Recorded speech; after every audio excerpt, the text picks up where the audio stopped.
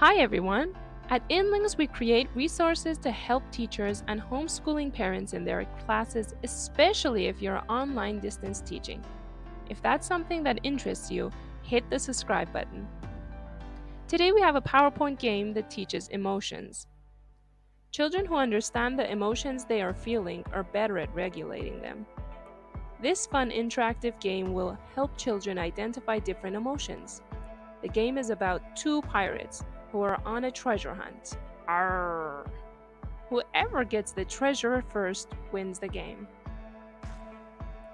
To step forward in the game, the child has to click on the house icon. Then the child will choose a treasure chest or a bomb. When they click on it, they will see an emoji. After the child responds, click the emoji and see the answer. Then click the flag to go back to the map page.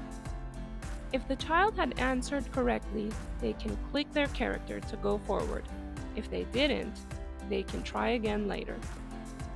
Then the second child or the teacher can play. The game goes on until one player gets the treasure. You can download this PowerPoint game for free from the link below.